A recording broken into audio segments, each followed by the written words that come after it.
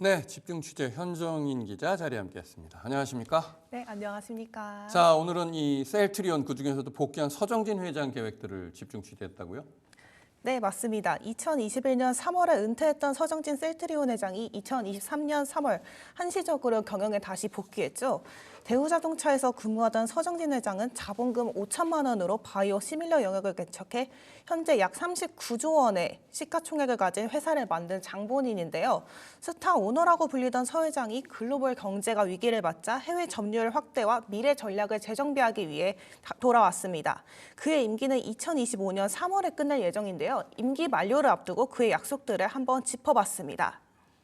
첫 번째 키워드는 소액 주주 반대에 좌절된 3사 합병의 꿈입니다. 서 회장은 이전부터 셀트리온 계열사 간의 합병 계획을 가지고 있었습니다.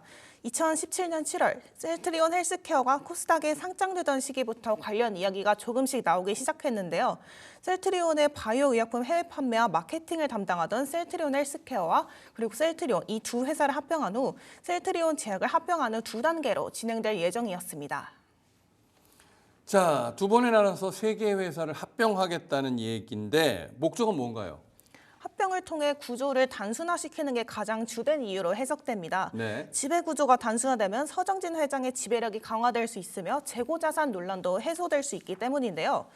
합병 전의 모습을 보면 셀트리온 홀딩스의 최대 주주가 서정진 회장으로 가장 최상단에 있습니다.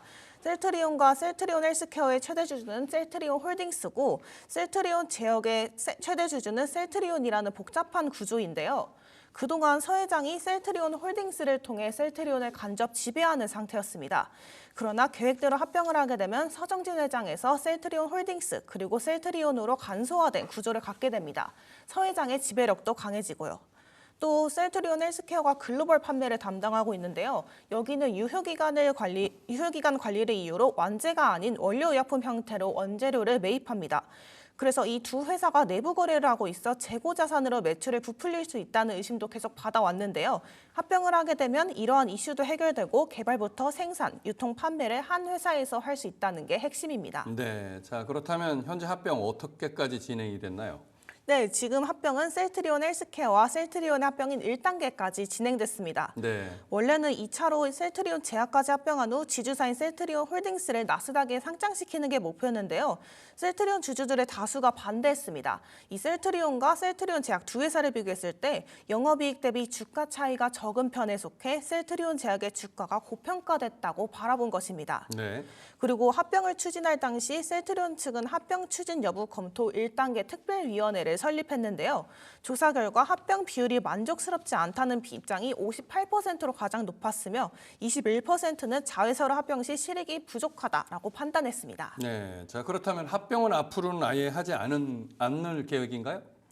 아닙니다. 그 당시 서 회장을 비롯한 대주주들이 중립 유지 방안을 택해서 합병을 진행하진 않았지만 합병에 대한 생각은 기존과 변함없다라는 게 셀트리온 측의 입장입니다. 네. 그들은 양사의 주주 대부분이 동의할 수 있는 시점에 다시 통합을 재검토할 예정이며 지금 반대한 이유 중 하나가 셀트리온 제약의 주가 고평가가 속해 있습니다. 따라서 현재는 본업에 집중해 기업 가치를 증진시키겠다고 전했습니다. 합병에 이어 중요한 목표 중 하나는 바로 매출이죠. 셀트리온은 올해 3조 5천억 원을 달성하고 2030년에는 12조 원을 해내겠다는 계획입니다. 성장을 하기 위해서는 신사업도 필요할 것으로 보입니다. 이에 두 번째 키워드는 12조 매출 달성 전략, 신약과 CDMO, 디지털 헬스케어로 가져왔습니다. 네, 2030년에 12조가 목표면 현재 셀트리온 매출은 어느 정도인 거죠? 네, 지난해 매출이 2조 2,764억 원이었고요. 네. 올해 매출 목표는 3조 5천억 원입니다. 현재 3분기까지 누적은 2조 4,936억 원이고요. 자, 그렇다면 12조 달성하기 위해서 상당히 훌륭한 전략들이 필요할 것 같은데 지금 하고 있는 사업부터 한번 짚어보죠. 네, 현재 셀트리온은 바이오 시밀러 사업을 영위하고 있습니다. 네. 서 회장이 복귀하며 베그젤머와 유플라이마, 램시마 SC 등이 모두 미국 시장 진입에 성공했고요. 진펜트라도 미국 품목 허가를 받았습니다. 서 회장은 2030년 매출 중 바이오 시밀러가 60%, 신약이 40% 비중일 거라고 예상했습니다. 다만 지금 신약으로 허가받은 게 진펜트라가 유일해서 진펜트라의 역할이 중요할 것으로 보이는데요. 바이오 시밀러 대비 높은 가격으로 판매할 수 있으며 미국 3대 PBM 등재도 완료해 내년 1조 원 매출이 예상된다는 게 회사의 입장입니다. 네, 40%가 신약 매출이면 현재 개발하고 있는 것도 상당히 있겠네요. 네, 맞습니다.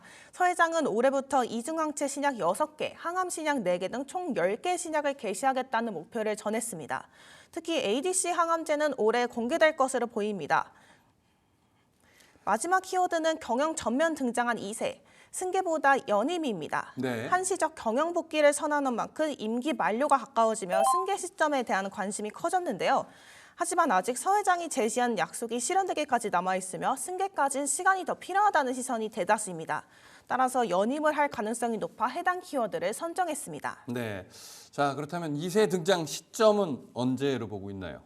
일단 셀트리온과 셀트리온 헬스케어가 합병된 2023년 12월 28일 경영사업부 총괄로 각자 대표를 맡으며 등장했습니다. 네네. 사실 서 대표가 대표직을 맡게 된 건 이번이 처음은 아닙니다. 셀트리온 생명과학연구소에 입사해서 셀트리온 스킨큐어 대표이사 등을 거쳤는데요. 다만 셀트리온이 그룹의 메인사인 만큼 이번에는 대표를 맡았다는 점이 의미가 크다라고 바라보고 있습니다. 네, 앞서 뭐 승계보다 연임 가능성이 높다라고 얘기를 했는데 그 이유는 뭔가요? 아마 상속세가 가장 큽니다. 아하. 서 회장에 따르면 셀트리온의 상속세는 약 7조 원에 달하는데요. 네. 서 대표가 지난 9월 입사 후 처음으로 셀트리온 주식 495주를 매입하긴 했지만 승계를 하기 위해서는 턱없이 부족한 수준입니다.